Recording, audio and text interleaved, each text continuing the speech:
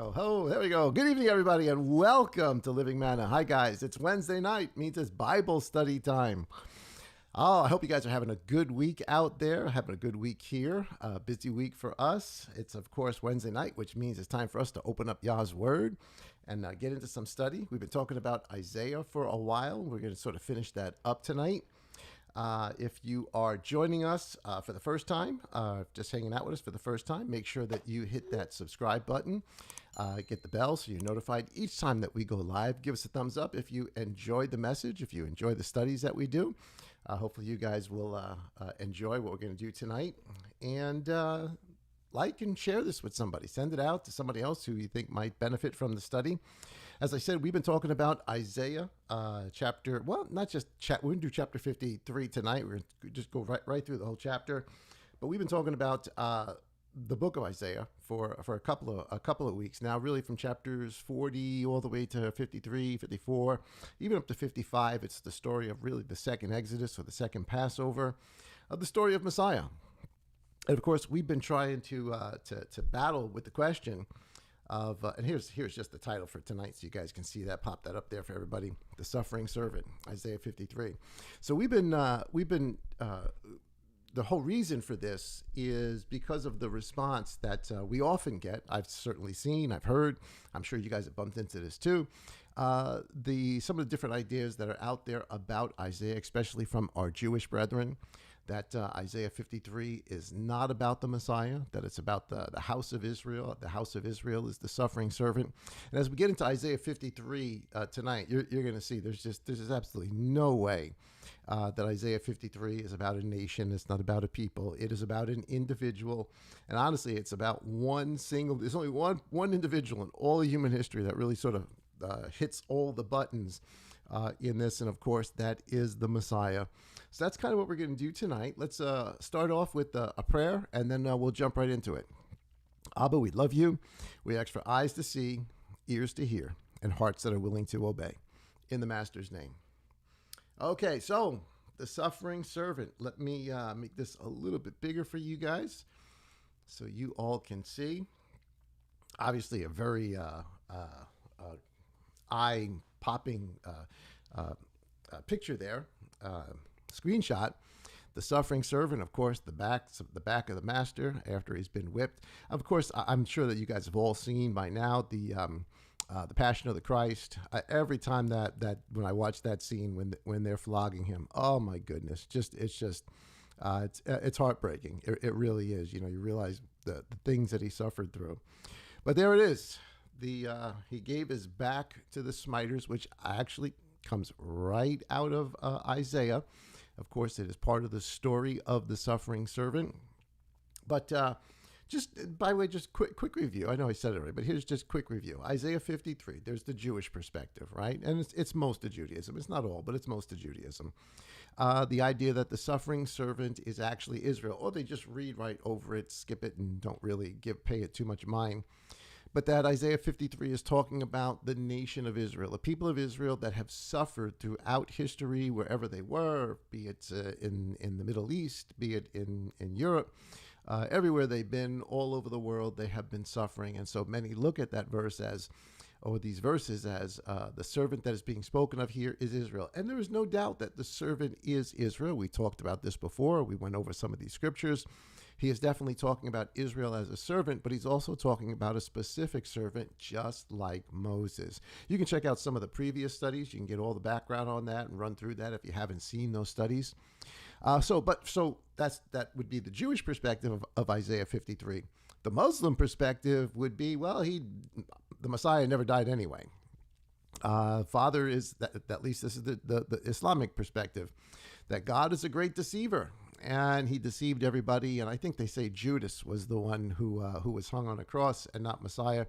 Of course, this has absolutely no historical bearing, no bearing in the scripture. It's sad. It breaks my heart that so many people have gone down that road. But pray that Abba opens up their eyes at some point. The Christian perspective, of course, is yes, that Christ is the suffering servant, that he did die. But the Christian perspective sort of removes Messiah from the story of the Passover. when in fact the story of the Passover is the story of Messiah. And of course, the perspective that we've been talking about for these last few weeks is that Messiah is the Lamb of Yah. He is the Lamb of God. And that he is the Passover lamb and the second Exodus or the second Passover, the second Moses. This is the story, or really, I guess it's called a little Exodus, if you would, in Isaiah, is the retelling of that story, of the Exodus story, but about the servant who is to come. So again, you guys can check out all of the prior videos on this and get some of the background teaching. I want to get into Isaiah 53 tonight. What we're going to do is we're going to try to read right through it. I'm going to give you some commentary. We're going to go over some scriptures. And what I want us to do is, as we go through Isaiah 53, having learned everything that we've learned up to this point, let's try to identify Messiah as that person. And then compare it also. Could this be a people? Could this be the nation of Israel? And I think you're going to find that that just does not pan out in the narrative. Okay, so Isaiah 53 verse 1. All right, so 52, we did that last week. Go check out that study. Isaiah 52 told us about this servant and what he's going to do. And Isaiah 53 1 starts off with this question: who has believed our report? He came to a people, and people didn't believe him. They didn't believe the servant. And to whom was the arm of Yah revealed? Now, we went over this a little bit last week. I want to touch on it one more time. So Isaiah is asking the question regarding this servant that is coming, this servant who's going to give his back to the smiters, this servant who's humble, this servant that's going to be debased, this servant that's going to be also exalted at the same time. How can you be abased one moment and be exalted the next time? Well, of course, only Messiah can do that. He is debased and ridiculed and mocked and spit upon, and yet 3 days later he is glorified. He is exalted. He is the Son of El, the risen Son of Father. But Isaiah asks the question, who believes our report? Who believes our report? And to whom was the arm of Yah revealed? Well, the arm of Yah is revealed to the house of Israel. And we say to the house of Israel, we're talking about Judah. We're talking about the Pharisees, the Sadducees, the people of Israel. That is who the arm of Yah was revealed. But that term arm of Yah is very, very specific. Here's Deuteronomy chapter 26 and verse 7.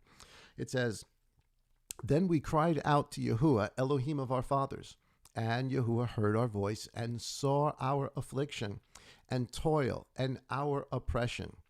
And Yah brought us out of Mitzrayim, Egypt." So here Moses is talking about the story of Egypt. Well, how did Father bring them out of Egypt? Certainly all the plagues, right? You've got the different plagues that occur and occur and occur and occur. But what finally brings them out of Egypt? The strong hand, the outstretched arm of Yah. And with a strong hand, and there it is, guys. There it is in orange. Let me highlight that so you guys can see this. I'm going to put it in blue there. It says, with an outstretched arm. That is the Passover lamb. That's the arm. That's the leg. That's the shank of the Passover lamb. And with great fear and with signs and wonders. So yes, it's all the signs and wonders that count as part of the story. But how does Father actually get them out of Mitzrayim? He gets them out by the blood of the lamb over the doorpost, saving the lives of the firstborn. And so that term, arm of Yah, is a Passover term. So when it says up here, who has believed our report? Of course, we're going to find out in a second. It's Israel. Well, actually, who didn't believe the report is many whom he went to. And they did not recognize the arm or the Passover of Yah. Here's John 1. I think it's verse 12. Of course, we talked about this last week, but one more time, just for review. It says he came to his own. This is Messiah. This is John's record of the account of Messiah. He came to his own, that is to the house of Israel. And his own, the house of Israel, the Jews of the first century, did not receive him as a whole. But as many as did receive him, because obviously there were definitely those people that did receive him, to them he gave authority to become the children of Elohim. Those believing in his name, who were born not of blood, nor of the desire of the flesh or man, but of Elohim. Now, that's actually kind of a neat. Think about that for a second, because I think sometimes we lose sight of this, because when you when you refer to the garden story, right? It almost sounds like Father is denying Adam and Eve the right to eat from a particular, eat everything you want, just don't eat this thing. And it's the knowledge of the tree of knowledge of good and evil. And of course they do, they eat of it. But you say, so why didn't Father want them to eat that? And there's those that would certainly say, well, how could you serve a God that wants to keep you dumb? Because if the knowledge of good and evil is something that we should know, why would Father want to keep us dumb? Well, Father doesn't want to keep us dumb. He does want us to eventually eat of that, but I think about this. Father put his very code, his very presence in all of life, in all of existence, but in us. We are created in the image of Elohim, the Father and the Son.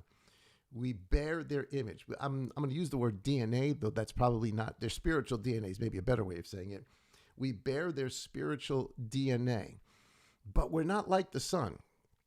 We're certainly not like the Father. We are certainly lower. And yet, ultimately, it's not that Father wanted to hide things from us or keep us from things, but he wanted us to learn to become children. Of course, he makes that available through the Master. So he makes us his creation, and that's what we are. We are his creation, and we are made in his image. We have his likeness within us. His pattern is right down to our own DNA. We are made in his image, but eventually Father's going to make us sons for those who truly do want to become sons, who understand who the Messiah is. That Father is going to bring us to him in the same echad that he is that the Master Messiah is with the Father. These aren't just my words; these are the Master's words in John 17. Father, make them one, echad, as I am one in you. That's mind blowing. I don't even know how to explain that, but that's not Father wanting to keep us dumb. That's Father wanting to give us step by step, bit by bit, information until we're ready to receive it and ready to become that thing. The earthly is first, the spiritual is second. And so here we are in the earthly, and you think about that. So why doesn't Father just tell us everything like right up at front? Why do we learn in stages? For the same reason. It would blow our minds. So he allows us to learn in stages. And so the story goes, everything has been done in stages to make us sons of Elohim. That's probably worth a study all by itself. Don't know why I'm talking about it. It's just on the top of my mind, but wow, Father, his whole desire is to make us sons. So is everybody a son of Elohim? No. Those that come through Messiah, born of the Spirit, they are the sons, the children of El. So anyway, he came to his own, and his own did not receive him, which is obviously right here in blue. I color-coded it, so you see the green here, the green here. Who believed our report? Who hasn't believed our report? He came to his own, and his own did not receive him. They didn't believe the report. Pharisees, Sadducees, scribes, etc. John chapter 7 and verse 47. It says, the Pharisees therefore answered them, have you also been led astray? Has any one of the rulers or the Pharisees believed in him? Here it is. They don't even realize they are fulfilling Isaiah 53. The question's asking, who believed? Not everybody believed. He came to his own. Who didn't see the arm of Yah? Who didn't recognize the Passover lamb? Well, the Pharisees and Sadducees didn't. The scribes didn't. Many, many people didn't see him. This is how Isaiah starts off. Is this the gospel story? So if we're talking about a nation, the nation's not the Passover lamb. The nation's not an offering. The house of Israel is not an offering. And if it was, who missed that?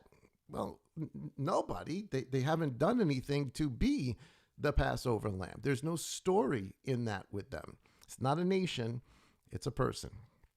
Okay, so here we go. Let me jump out of this, go to the next slide here.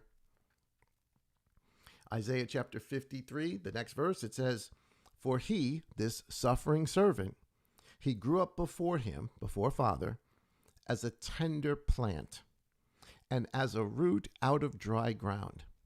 He has no form or splendor that we should look upon him, nor appearance that we should desire him.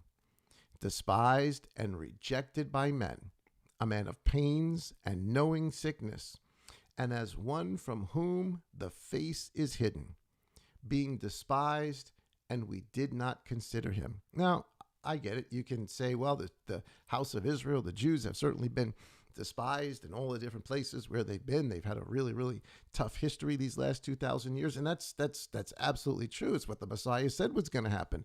The sword was going to be against them, and they would be scattered everywhere until the times of the Gentiles are completed. So that's definitely happened. But is Israel a tender plant out of dry ground? Is their appearance not even the appearance of men? Do people hide their faces from them? This is talking about an individual that people absolutely rejected and despised. Of course, we know this as the gospel story. Now, I want to bring another verse in Isaiah. It's from Isaiah chapter 11, just to sort of give you a little reference here. Isaiah chapter 11 and verse 1, speaking about the coming Messiah, and this is absolutely recognized as a messianic verse. It says, "And a rod, a shoot, shall come forth from the stump of Jesse, and a sprout, a tender plant, from his roots shall be fruitful. The Spirit of Yah shall rest upon him, the Spirit of wisdom and understanding, counsel, might, knowledge, and of the fear of Yah." This is talking about the coming Messiah. This is what Isaiah 53 is talking about too. He is that tender root. He is that tender sprout who comes up from Jesse. Here's Matthew chapter 2 and verse 22. Now that word sprout, that word branch is netzar. Matthew chapter 2 verse 22, it says, "But hearing that the Archelaus was reigning over Judah instead of his father Herod, he was afraid to go there. And having been warned in a dream, he departed to the parts of Galilee." This is Joseph coming back with his family, Mary and Joseph. "And he came and he dwelt in a city called Nazareth, thus to fulfill what was spoken by the prophets. He shall be called a Nazarene." Except there's nothing really written anywhere that says he'll be called a Nazarene. The word Nazarene means a branch, a shoot, a plant. So it is written, it's written in Isaiah 11, but it's also written in Isaiah 53. And here it is in the gospel account of Matthew. He is referring to the master, not just that he's from Nazareth, but he is a Nazarene. Being a Nazarene is not the same thing as just being from Nazareth. Being a Nazarene means you are a branch, a righteous branch, but he is a branch, a shoot, a tender plant. Of course, John chapter 15:1, the Messiah then builds on this concept in his account to the disciples the night before his death. He says, "I am the true vine." PDP version, "I am the tender plant, the shoot, the offspring, and my Father is the gardener." Here's Mark chapter 9 and verse 12. It says, "And he said to them, Eliyahu indeed having come first restores all matters. And how is it that it has been written concerning the son of Adam, that he is to suffer much and be despised?" Here we are, New Testament verses, absolutely pulling from, and you can see the color coordination here. You've got the pink down here. He's despised, and we did not consider him. Here's the master telling us exactly what's going to happen when they get to Jerusalem, that he is going to suffer much and be despised, that he is a rod and a shoot, and he is a rod or a shoot or a netzar, a Nazarene. Of course, only one person fulfills these things, and of course, that is indeed the Messiah. The house of Israel is not a branch. The house of Israel is not a tender shoot. Yeah, the house of Israel may have been despised. Lots of different people have been despised over history, but this is about an individual, not an entire group of people. All right, let's keep going. I know, hopefully some familiar verses to you, things that hopefully you guys know, but it's important to go through these. Here's Isaiah 53 and verse 4. It says, "He has borne," this individual, "has borne our sicknesses and carried our pains. Yet we reckoned him smitten, stricken by Elohim and afflicted. Now, again, can this be a nation?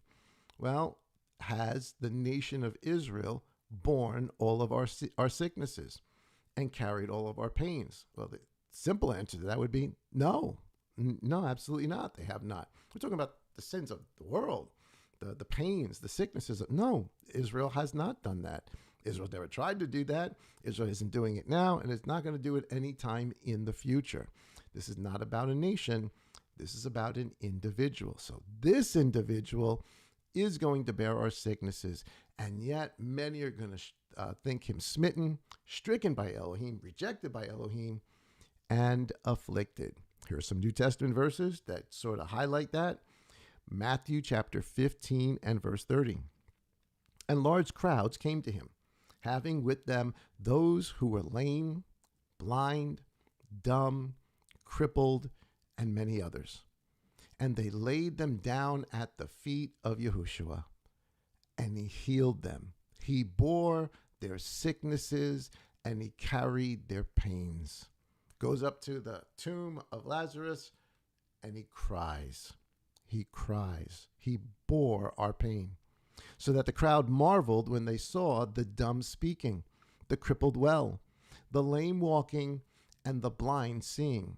And they praised the Elohim of Israel. Here's Mark chapter 14 and verse 61. Him being stricken, smitten, afflicted. This is, of course, the night of the arrest. He remained silent and gave no answer in his testimony or in his court case before the Sanhedrin. Again, the high priest asked him, saying, "Are you the Messiah, the Son of the Blessed?"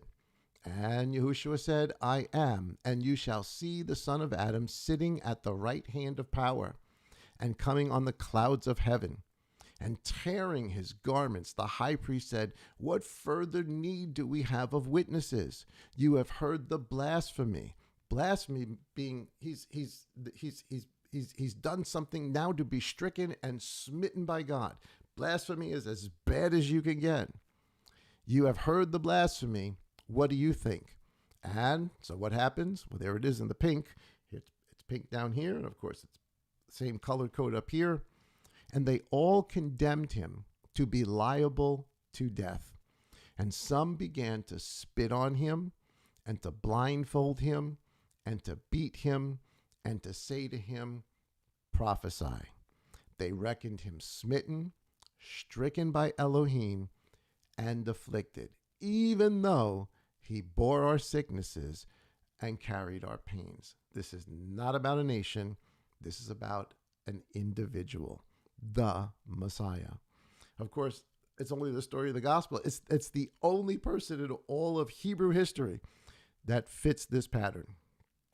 Here we go. More.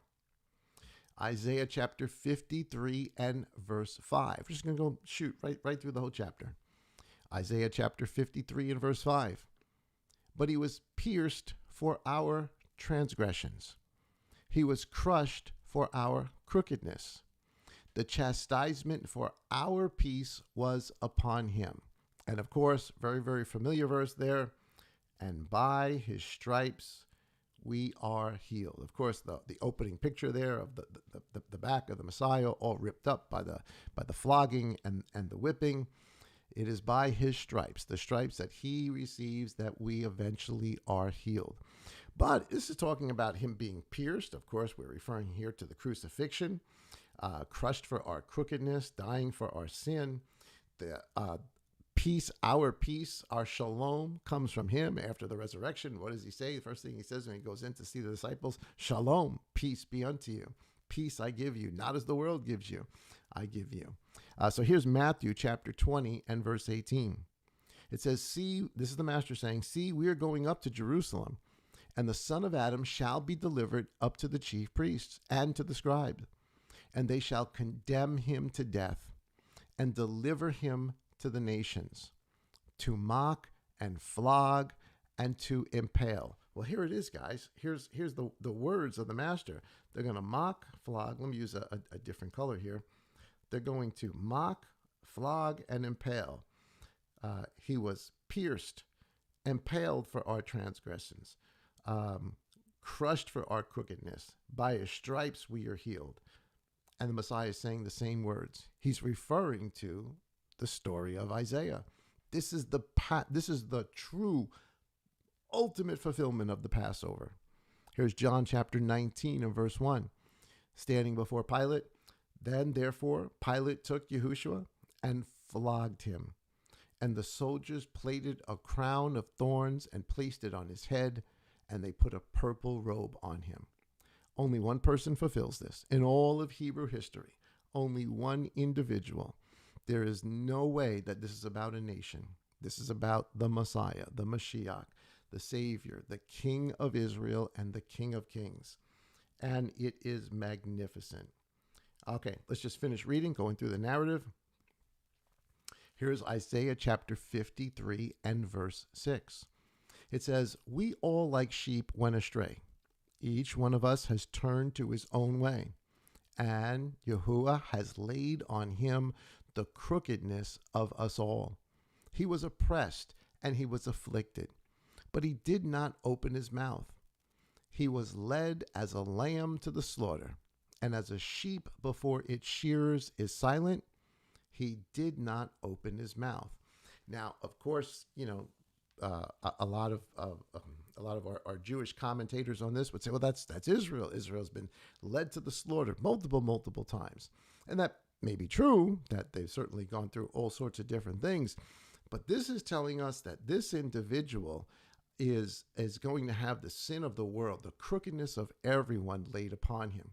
Now, in Judaism, there is certainly the not the belief, the disbelief that a man can die for another man. A man can redeem another man. And yet they're willing to believe that a nation can do that.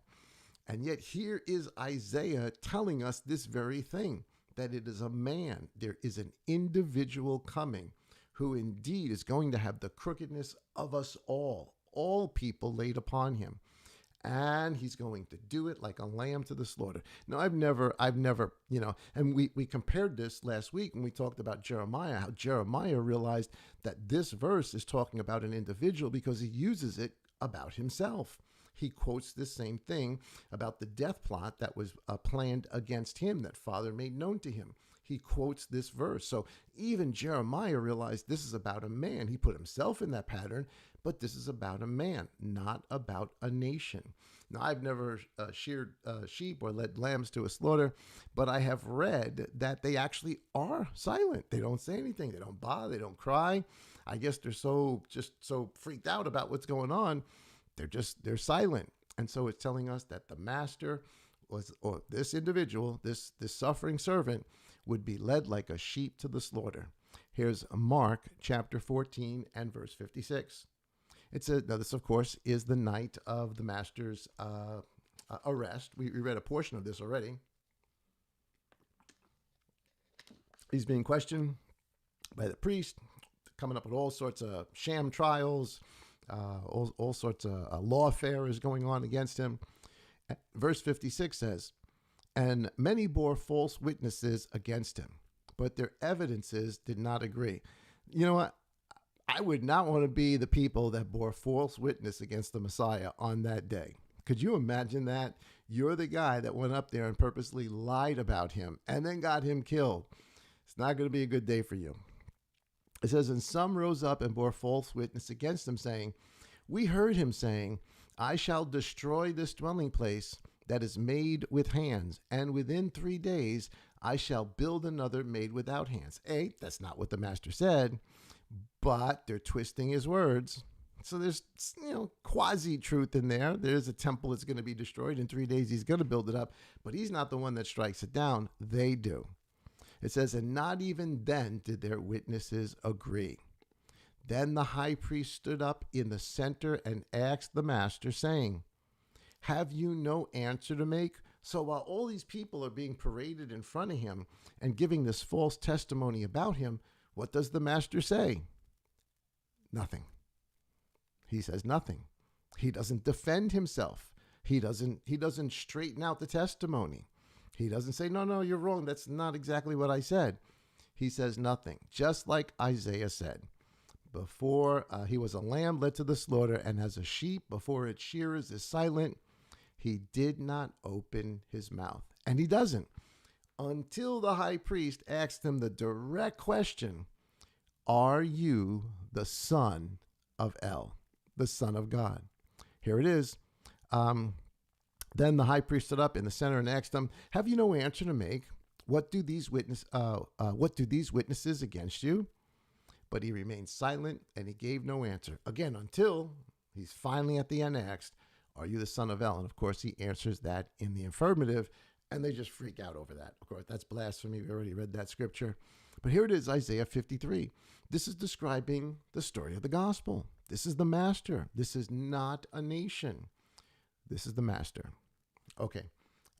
Next verse, next verse is verse 8 in Isaiah chapter 53. It says, he was taken from prison and from judgment, and as for his generation, who considered that he shall be cut off from the land of the living? So even the disciples, as the master is telling them over and over, he's going to go to Jerusalem and he's going to die, they couldn't conceive of it. It was just, it just went right over their heads. Not until it actually happens did it really hit them. But he told them, they did not consider that he shall be cut off from the land of the living. The man who walks on water, calms the storm, feeds the thousands, heals the sick. There's no way they can take him and kill him.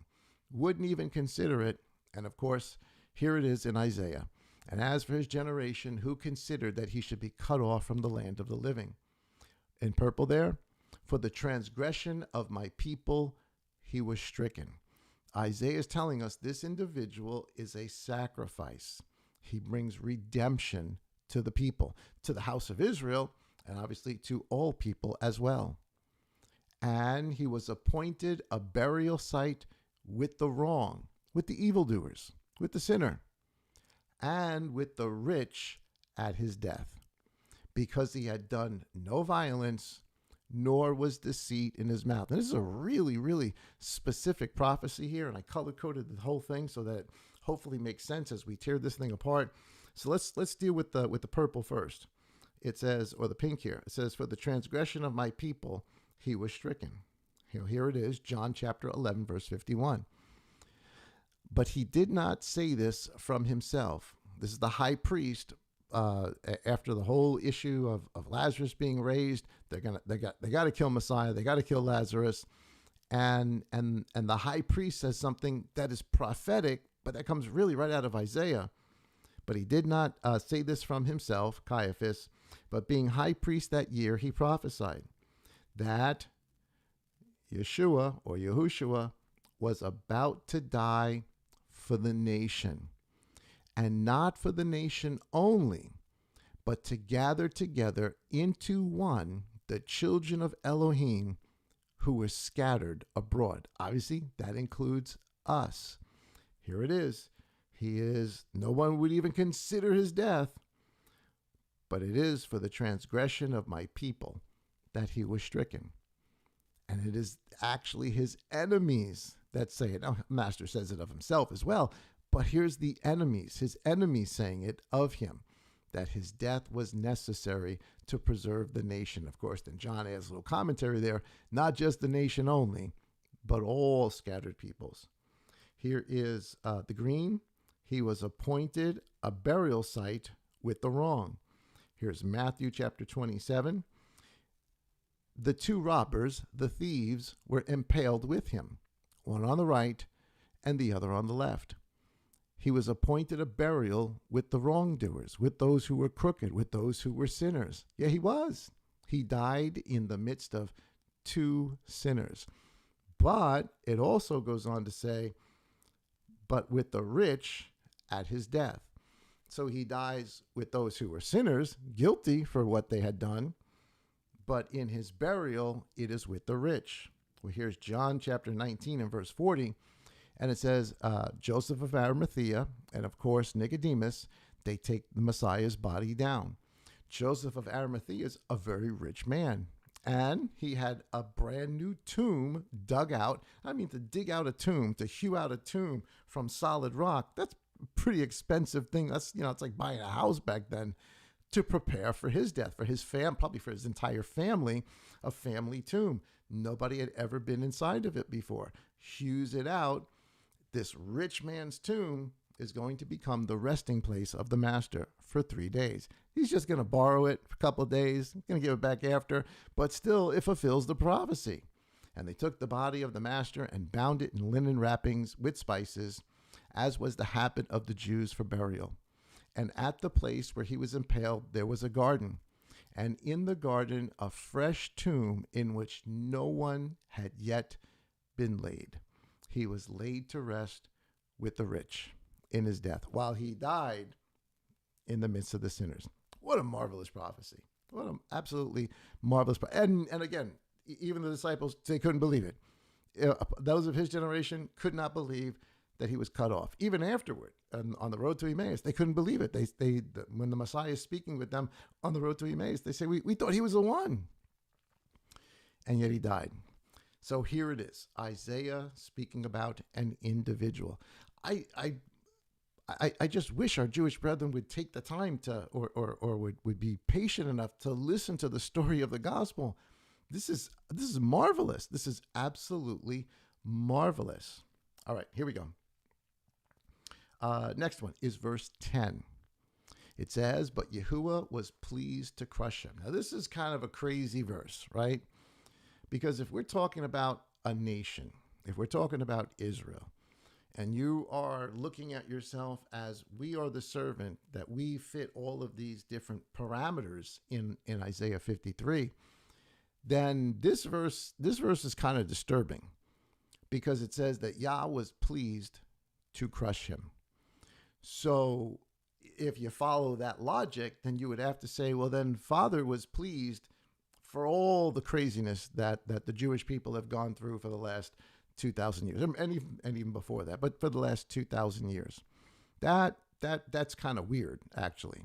I mean, some horrible and terrible things have happened to the people known as Yehudim all over the world, not just Nazi Germany, not just Russia, all over the Middle East, all over Spain, from the church to the Crusaders. Horrible things have been going on over and over and over and over. And so if they are the servant, then this verse is saying Father was pleased to do that. And I just, that's just too far out of the bounds for me to have an entire people wiped out. No, Father was not pleased to do that. Father has no benefit or pleasure in the death of any one of his saints. But for the Son, for the servant, for what the servant's about to accomplish, what the end goal of this thing is, it pleased Yah to crush him, the one who would be led like a lamb to the slaughter. He laid sickness on him, and when he made himself an offering for guilt, he would see a seed. This is amazing. So here's Isaiah telling us this is Yah's will. This is what Father wants. Sickness and sin, death is going to be put on him, and yet he's going to produce children after that. Remember, he came to his own did not receive him, but as many as did, they became the sons of Elohim. He's going to produce a seed. We are the seed. We are the sons. Whatever that's going to mean in eternity, we are the sons. It says he would prolong his days, and the pleasure of Yah prosper in his hand.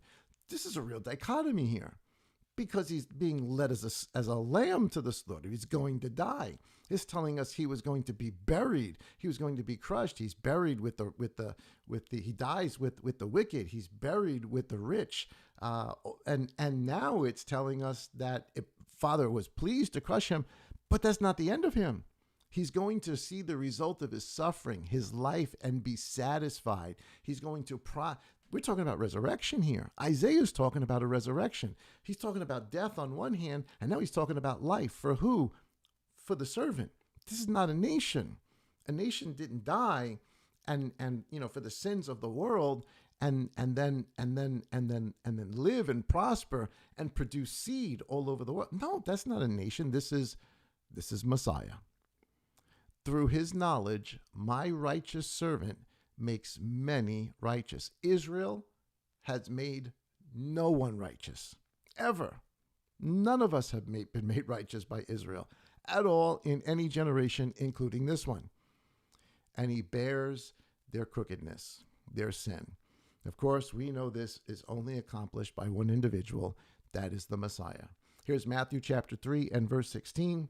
It says, and having been immersed, this is at the baptism with Yochanan, John, it says Yeshua went up immediately from the water, and see, the heavens were open, and he saw the Spirit of Elohim descending like a dove and coming upon him. And see, a voice of the heavens saying, here it is. Sorry, went too far. Let me make this a little bit bigger.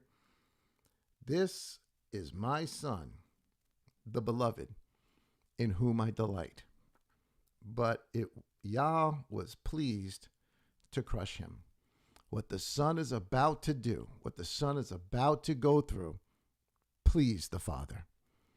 This is my Son in whom I delight. Here's Luke chapter 22, verse 42, saying, Father, if it be, so this is the night of the arrest, and he's crying in Gethsemane, struggling through all of this. Father, if it be your counsel, your will, remove this cup from me. Yet not my desire, but yours be done. And of course, we know that he does, in fact, go to the cross. And there appeared a messenger from heaven to strengthen him. And being in agony, he was praying more earnestly, and his sweat became like drops of blood falling down to the ground. And later on also, even before this, in Matthew 16, same thing on the Mount of Transfiguration. This is my Son. This is my Son. Listen to him. Tells Peter to shut up. Tell him, listen to the Son. It pleased the Father to crush him. Now, when it says it pleased the Father to crush him, it pleased the Father for the Son to be willing to go through it for what happens at the end, because what happens at the end, he would prolong his days and the pleasure of Yah prosper in his hand. The Father knew that was coming through his obedience. So it pleased Yah to crush him. John chapter 10 and verse 17, because of this, the Father loves me, because I laid down my life in order to receive it again. Well, here's both of it. Here's the Father loves me, that's the orange, and he receives his life again. Well, that's exactly what we just finished reading up here in Isaiah. He's going to be crushed, and yet he would prolong his days. Death and resurrection. The Father loves me because I lay down my life in order to receive it again. Death and resurrection. No one takes it from me, but I lay it down of myself, and I have authority to lay it down, and I have authority to receive it again. Again, that's the pink. This command I received from my Father. Why? Because it pleased Yah to crush him. This is Isaiah 53, the story of the Mashiach, the Messiah. Okay, next verse. Verse 12. All right, I think it's the last verse in the chapter. It says, therefore, I give him a portion among the great, and he divides the spoil with the strong, because he poured out his being unto death, and he was counted with the transgressors, and he bore the sin of many, and he made intercession for the transgressors. So this is not just telling us about the death and resurrection. It's telling us about what he does afterward. He makes intercession. I'm sorry, I went too far. He makes intercession for the transgressors. He winds up with his portion with the great, and he divides the spoil with the strong. Here's Mark chapter 14, verse 62. It says, and Yahuwah said, I am, and you shall, when they ask him, are you the Messiah? He says, I am, and you shall see the Son of Adam sitting at the right hand of the power. Here it is. He's going to have his portion among the great. But he's also going to divide the spoil with the strong. Well, who's the strong? You and I. We are the ones he's going to divide his spoil with. The inheritance the master receives is the inheritance we receive as well. He gives us of that. We are co-heirs with him. This is talking not just about him. This is talking about us too, what this whole process is here. And he pours out his being to death, and he's counted with the transgressors, and he makes intercession. Here's Luke chapter 23 and verse 43.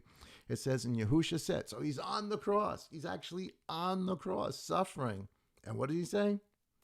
Father, forgive them, for they do not know what they do. What is he doing? He's making intercession. Even on the cross, he's making intercession. It doesn't stop there, because after the resurrection, he continues to make intercession. Hebrews tells us right now, he is the mediator between Father and humanity. He is the high priest making intercession for us. He is the Moses that makes intercession for Israel when they sin with the golden calf. Here's 1 Timothy chapter 2 and verse 5. So listen, does the nation of Israel make intercession for us? No, they don't. Absolutely not. Of course they don't. They can't. I guess they could pray for people, but they don't. They don't pray for the whole world. They don't make intercession between. They're not the intermediator between Abba and the rest of humanity. That's a bold statement to make about a nation. This is about a person. This is about an individual.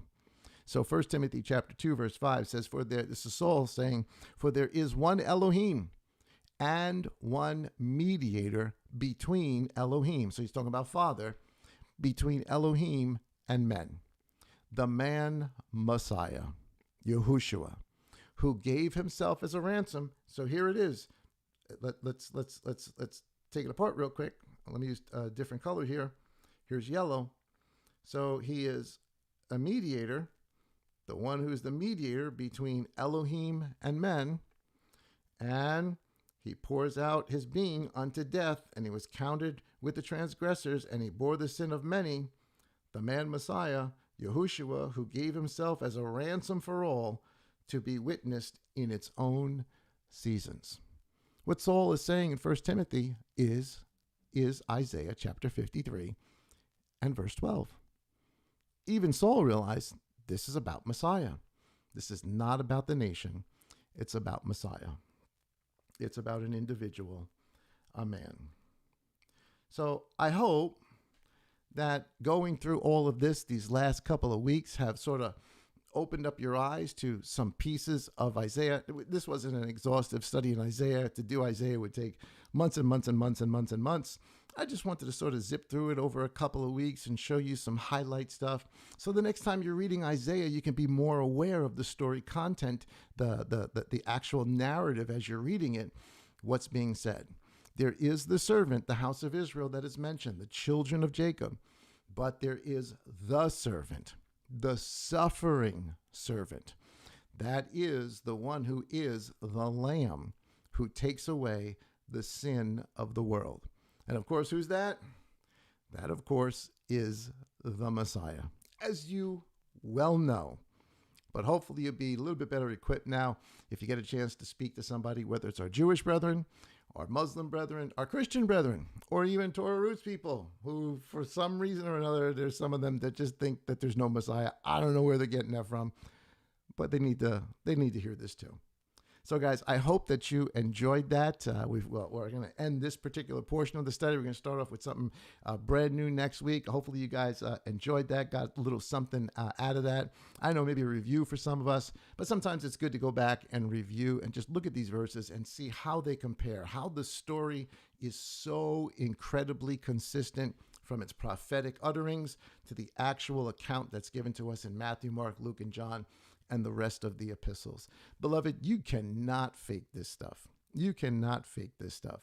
And if those verses are true, and all those verses came true and have come true, you get to the end of Isaiah and it talks about the coming, the return, the establishment of a new heaven and a new earth. If all of this stuff was true, then all of that stuff is true too. And that's what we are looking forward to one day. Guys, thank you so much for hanging out with me tonight. I sincerely appreciate it. Don't forget to join us tomorrow morning for Morning Manna, bright and early. And of course, this weekend for our weekend service. Oh, Friday night. Yeah, Friday night, we're going to have Hidden Manna. We're looking forward to it. Got a neat conversation for you guys. Hopefully, Brother Max's back is going to be fine. He's good right now. Hopefully, my back will be fine. We'll take tag team here. His back, my back, his back, my back. Hopefully, we're going to be healthy for this upcoming week. And we'll be there on Friday night at 7:30. Guys, have an awesome rest of the week. Again, don't forget, if you have not subscribed, if you hit the bell, be notified when we go live. Give us a thumbs up, share this out. If you want to support us, you can download the LMC app. We appreciate that so very, very much. Guys, have an awesome night out there. Shalom.